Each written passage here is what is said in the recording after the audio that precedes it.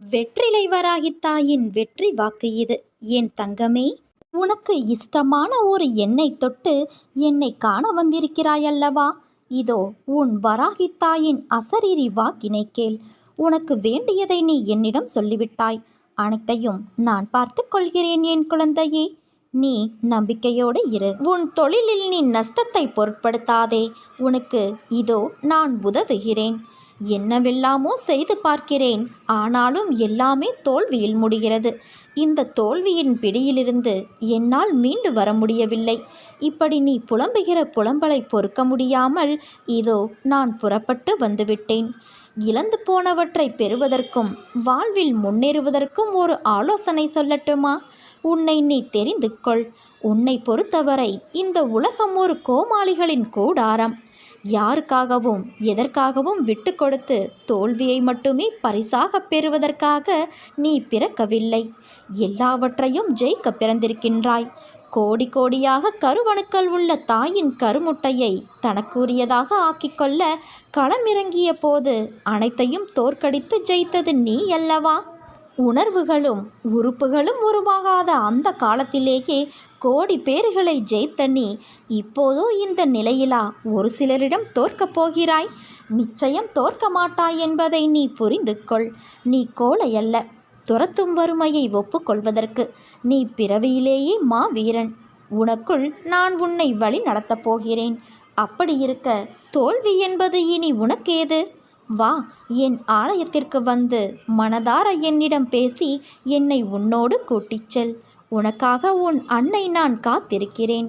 சமீப காலமாக எதற்கெடுத்தாலும் மனக்குழப்பத்தில் வாழ்ந்து கொண்டு இருக்கிறாய். நிம்மதியில்லை. பயம் சூழ்ந்து கொண்டது. என்ன செய்வது?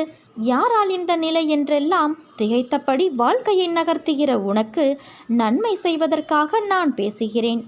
உன்னை பிடிக்காதவர்களால் உனக்கு இந்த நிலை ஏற்பட்டுள்ளது என்பது உண்மைதான். உடனிருந்தே கழுத்தறுக்கும் சந்தர்ப்பவாதிகள் மத்தியில் நீ வாழ்ந்து கொண்டு இருக்கிறாய். இதனால் உனக்கு சங்கடங்கள் நேர்ந்தபடி இருக்கின்றன. மனசாட்சிக்கு பிடிக்காத விஷயங்களை பகிர்ந்து கொள்ள கட்டாயப்படுத்தப்படுகிறாய். எது உனக்கு பிடிக்காதோ அதில் தள்ளப்படுகிறாய். உன் கைகள் கட்டப்படுகிறது. பிறரது வாய் எதை முணுமுணுக்க வேண்டுமோ அதை உன் உதடுகளால் உச்சரிக்க வைக்கிறார்கள். இதனால் உனக்கு பிரச்சனைகள், மன இறுக்கம் வந்து போகிறது. தைரியமாக எதையும் உன்னால் செய்ய முடிந்தாலும் செய்ய விடமாட்டார்கள். உன்னால் சாதித்து காட்ட முடியும், ஆனால் சாதிக்க விடமாட்டார்கள். உன்னை சுற்றி இருக்கும் வாள்கள் பேசும்.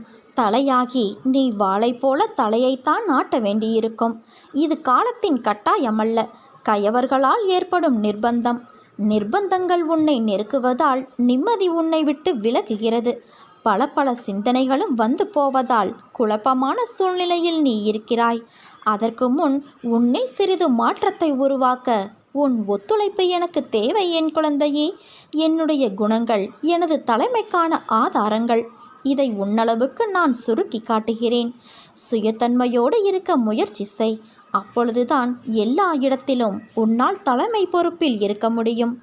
வாழ்க்கையில் தலைமை பண்பு என்பது மிகவும் அவசியம். பிரச்சனைகள் என்பது எப்போதும் தனித்து இருப்பவை கிடையாது. அது பாலில் வெண்ணெயைப் போல பதுங்கியே இருந்து கொண்டு இருக்கும். சமயம் வரும்போது நம்மை பாதிக்கவும் அது முயற்சி செய்யும். பயப்படாதே. உன்னோடு நான் இருந்து வழி நடத்தி உனக்கு தனி இடத்தை தருவேன். நீ தைரியமாக இரு என் குழந்தையே.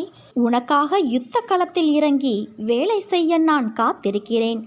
எல்லாவற்றிற்கும் மேலாக உன்னோடு நான் இருக்கிறேன். உன் தலைமை வண்டிக்கு நான் தான் சாரத்தியம் செய்கிறேன் என்பதை நீ மறந்து விடாதே. தேவைப்படும்போது ஆலோசனை கூறி சரியான வழியில் உன்னை நான் வழி நடத்துவேன்.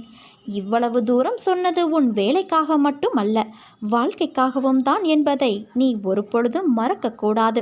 சில எண்ணங்கள் நிறைவேறவில்லை என்பதால் வாழ்க்கை முடிந்து விடாது. ஏதோ ஒரு காரணத்தால் உன்னை நான் காப்பாற்றியிருக்கிறேன் என்று மகிழ்ச்சி கொள் குழந்தையே. நான் உன்னை கவனித்துதான் வருகிறேன். ஏதோ பெரிதாக நடந்தது போல யோசித்து கொண்டு இருக்கிறாய். அப்படி என்ன நேர்ந்தது? நீ அதை சொல்ல தயங்கினாலும் நான் அறிவேன். தயவு செய்து தேவையில்லாமல் யோசித்து கொண்டு இருக்காதே. கவலைகளுக்கு இடம் தராதே. ஏற்றத்தாழ்வுகள் இல்லை என்றால் நீ வாழும் வாழ்க்கைக்கு ஒரு அர்த்தம் இருக்காது. மனதில் பக்குவமும் தைரியமும் இருந்துவிட்டால் நீந்தி கொண்டு வந்துவிடலாம். நீயோ இவை அனைத்தையும் கடந்து வந்துவிட்டாய். நீ என் செல்ல பிள்ளை. உன்னை கண்டிப்பதற்கு எனக்கு மட்டும்தான் உரிமை இருக்கிறது. நீ கவலைப்படாமல் இரு. என்னை தாண்டி என்னை மீறி எதுவும் உனக்கு நடக்க விடமாட்டேன். என் அனுமதியின்றி எவரும் உன்னை நெருங்க விடமாட்டேன். அம்மா நான் இருக்கிறேன் குழந்தையே.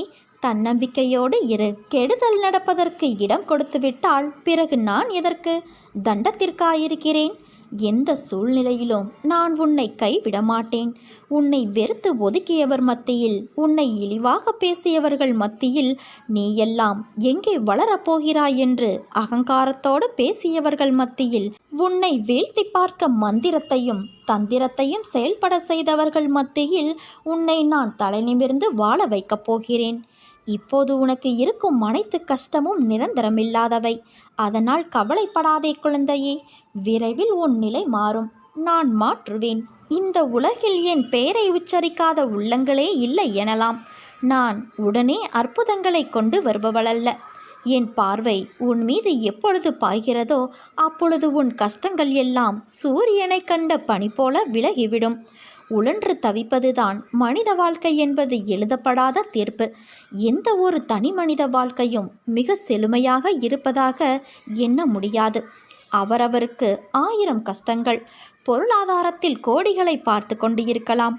ஆனால் அவர் உடம்பில் டஜன் கணக்கில் நோய்களை சுமந்து கொண்டு இருப்பார்.